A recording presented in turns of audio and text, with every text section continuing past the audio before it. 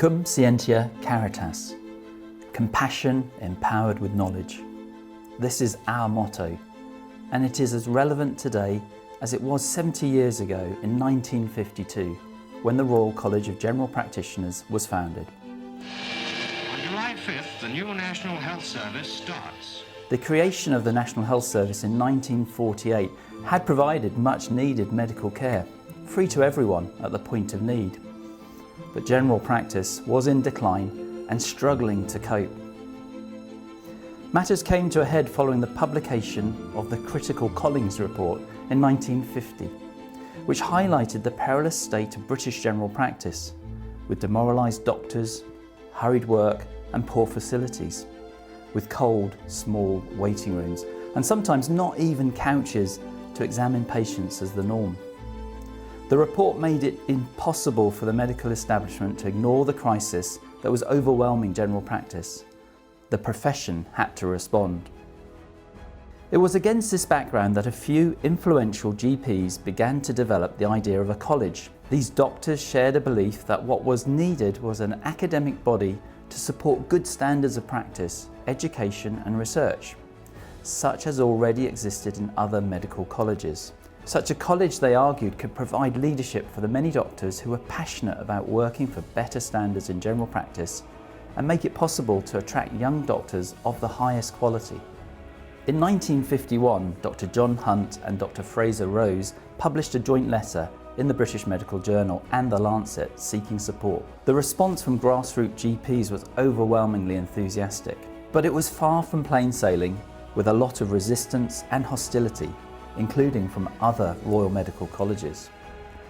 Later that year, Hunt, Rose and a small group of doctors met to form a steering committee. At its final session in November 1952, 9 months after its inception, the College of General Practitioners was legally constituted.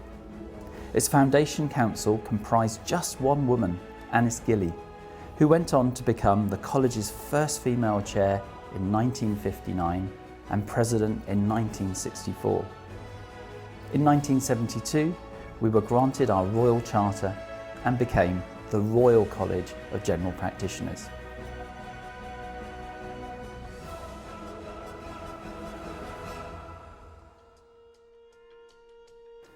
Today, we are the UK's largest medical Royal College with a thriving community of over 54,000 members.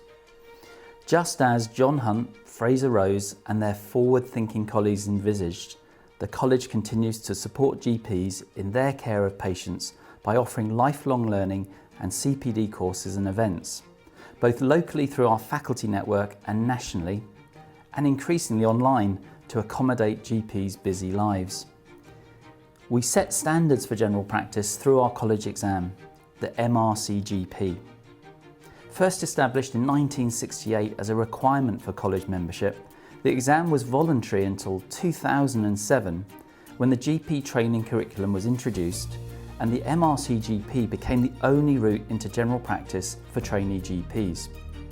Without the college, there would be no new GPs, and the RCGP guarantees that all newly qualified GPs can deliver the same high quality of safe care to patients wherever they are trained.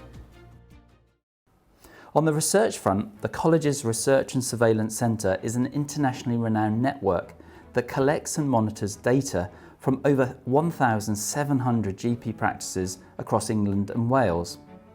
As well as its weekly report on flu prevalence and other illnesses such as chickenpox, it played a lead role in the COVID pandemic, rapidly evaluating different treatments to stem the progression of the virus, particularly in elderly and clinically vulnerable patients. But general practice itself is very different to 70 years ago. The good news is that people are living longer, but their health needs are becoming more complex, and so the demands on GPs has rocketed, particularly in the last decade. GPs are also managing many conditions that patients would have automatically been referred to a hospital consultant 10 years ago. Another big difference in general practice now and 70 years ago is that GPs are now more likely to lead wider practice teams of other healthcare professionals, including practice nurses and often pharmacists and physiotherapists. General practice in 2022 is again under enormous strain due to a lack of investment by successive governments across the UK for over a decade. In their role as expert medical generalists, GPs are caring for patients with mental and psychological as well as physical health conditions. Therefore, a great deal of college time and effort is spent on campaigning to get GPs the support they need, both financial and staffing, to do their jobs, and to protect our members' own welfare and well-being to prevent them from burning out or even leaving the profession. Just as general practice has changed, so the college membership has changed. In 1952, under 10% of general practitioners were women. Today, there are more women GPs than men. A third of college members are women under the age of 45, and international medical graduates make up 29% of our membership. Unlike other medical royal colleges, the RCGP has a chair and a president, and we have had 6 women presidents and 4 women chairs so far. Dr. Maya Lakhani became the first chair from an ethnic minority community in 2004 and president in 2017. Maya is a British Indian whose family fled to the UK as refugees to escape Idi Amin's brutal regime in Uganda 50 years ago this year. Our patron, the late Duke of Edinburgh, became president for a year to mark our 50th anniversary in 2002. Prince Philip also visited the college to formally open our new building at 30 Euston Square in 2014. As we emerge from the events of the past 2 years, it is fitting that the college should be celebrating its 70th anniversary and the achievements of general practice.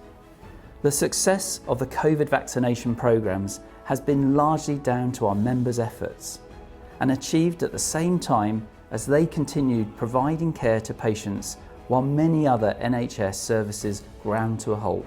The past 2 years has been massively challenging for all of us, not least the families, friends and colleagues of those who lost their lives to the pandemic, including GPs and practice staff in the line of duty. Our gratitude and thoughts are with them. The pandemic has made it clearer than ever that the NHS cannot survive without general practice, and the GPs and members of the wider practice team who keep it running. The RCGP is proud to represent hard-working family doctors both across the UK and internationally. The RCGP in 2022 looks very different to 1952. But as we celebrate the college's achievements over the past 70 years, our mission remains the same: to deliver compassionate care with knowledge, with our members and their patients at the heart of everything we do.